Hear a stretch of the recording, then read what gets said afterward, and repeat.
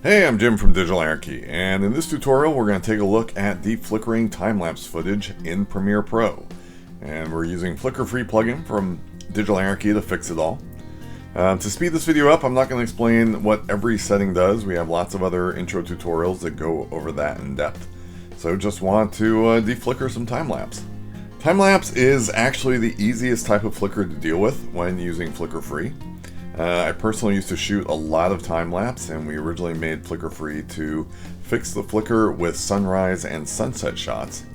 And so when you apply Flicker-free, in this case we're in Premiere, so we'll go to the Effects panel, go to Video Effects, go down to Digital Anarchy, and we'll grab Flicker-free and apply that to our clip here. And the first thing you want to do is change the preset from rolling bands, which is the default, to time-lapse. And boom, that pretty much is all you need to do.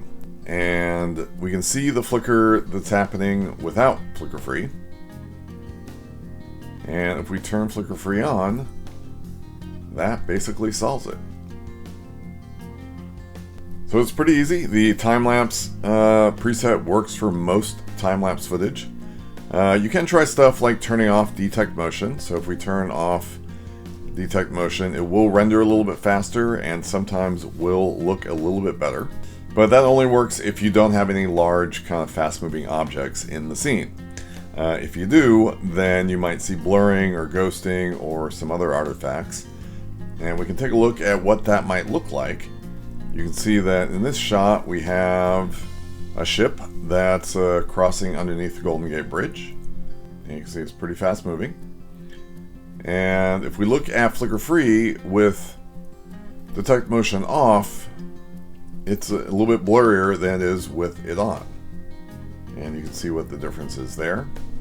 You might be able to get away with it, it's not a big deal. But if you like the look of the results with detect motion off, then it's something to be aware of.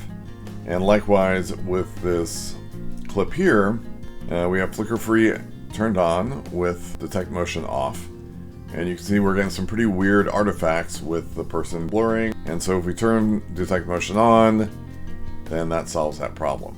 And so neither of these things, neither the blurring or the other artifacts are what you want, so in these cases you'd want to have detect motion on. But with stuff like the Tokyo clip, there's really no big fast moving objects in it, and it looks great with detect motion on or off. And of course, one other way that you could solve these problems is by using the motion compensation. This is another way of dealing with blurring or ghosting. If we turn that on, you can see that that also solves it. And motion compensation will often result in better results than detect motion, but it is a little bit slower. So those are things to consider. But again, Flicker-free was developed specifically for time-lapse, so it fixes it really well.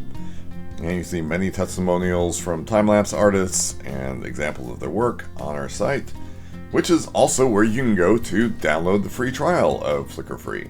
And we've got lots of other great tutorials up there that explain the parameters in more detail. And so you can head over to digitalanarchy.com and get all that stuff. And also, if you have footage that you're having trouble with, you are welcome to email us a few seconds of it, and we'll take a look at it and give you a recommendation for what settings. You can do that with sales@digitalanarchy.com. But anyways, that's how to deflicker time-lapse footage in Premiere Pro.